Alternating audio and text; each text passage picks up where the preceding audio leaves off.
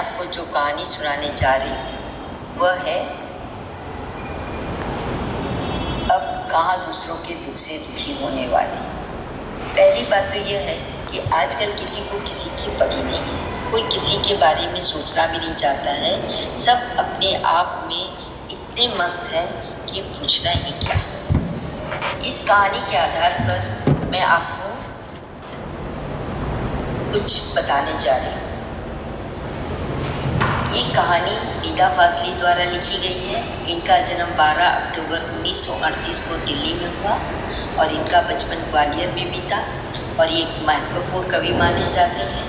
बोलचाल की भाषा में, सरलता में, किसी के भी दिलो दिमाग में घर कर सके ऐसी कविता करने में वे माहिर हैं। इन्होंने इस पाठ में हमें क्या दर्शाया है। पहले तो उन्होंने एक सुलेमान के बारे में बताया, जिनका वे 1025 वर्ष पहले के बादशाह थे। वे मनुष्य को ही नहीं पशु पक्षियों की भाषा समझते थे।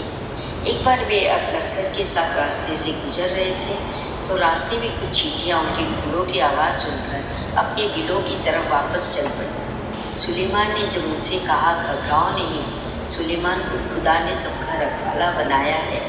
मैं किसी के लिए मुसीबत नहीं हूँ, सबके लिए मोहब्बत हूँ। यह कहकर वह अपनी मंजिल की ओर बढ़ने लगा। यह धरती किसी एक की नहीं है, सभी जीव जंतुओं का समान अधिकार है। पहले पूरा संसार एक था, मनुष्य ने ही इसे एक टुकड़े में बांटा है।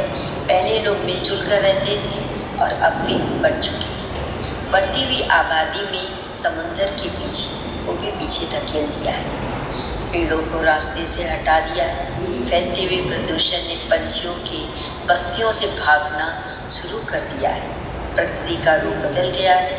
लेखक की माँ कहती है कि सूरज ढले आंगन के पेड़ से पत्ते मत तोड़ो, दिया बत्ती के वक्त फूल मत तोड़ो, दरिया पर जाओ सलाम करो, कबूतर को मत सताया करो, को मत परेशान करो, वे अजान देकर सबको जगाता है।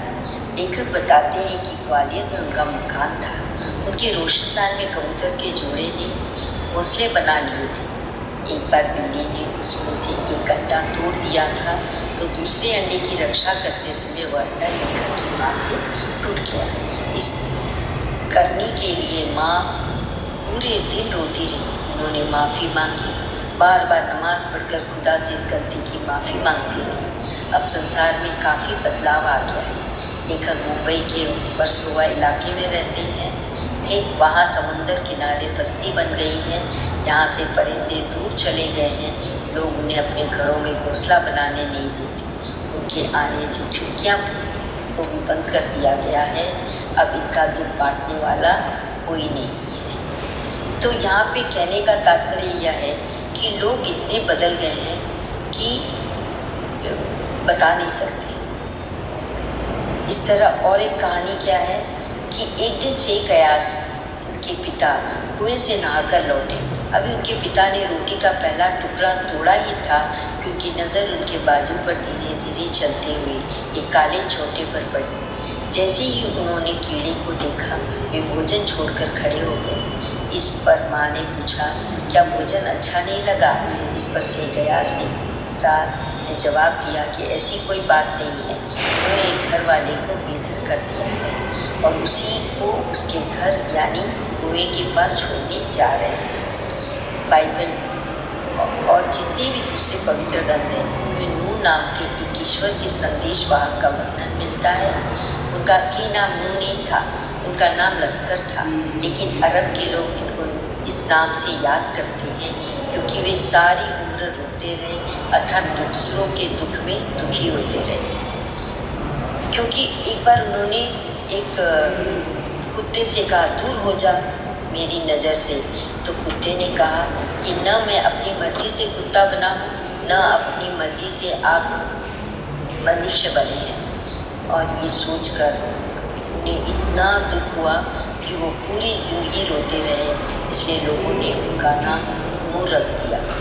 लेखक कहता है कि जब पृथ्वी अस्तित्व में आई थी उसमें पूरा संसार एक परिवार की तरह रहा करता था, लेकिन अब तो उसके टुकड़े हो गए हैं और सभी एक दूसरे से दूर हो गए। वातावरण में इतना अधिक बदलाव आ गया है कि गर्मी में बहुत अधिक गर्मी पड़ती है, बरसात की कोई निश्चित समय नहीं रह गया है, कम सैलाब तूफान, रोज कोई न कोई नई बीमारियाँ, न जाने और क्या क्या। ये सब मानव द्वारा किए गए प्रकृति के साथ छेड़छाड़ का नतीजा है। कहा जाता है कि जो जितना बड़ा होता है उसको गुस्सा उतना ही कम आता है, परंतु जब आता है तो उनके गुस्से को कोई शांत नहीं कर सकता। समुद्र के साथ भी वही हुआ। जब समुद्र को गुस्सा आया तो रात वो अपनी नहरों के ऊपर दौड़ता हुआ आया और 3 जहाज़ों को ऐसे उठाकर 3 दिशाओं में फेंक दिया जैसे कोई किसी बच्चे को गेंद की तरह उठाकर फेंकता है। लेखक कहता है कि बचपन में उनकी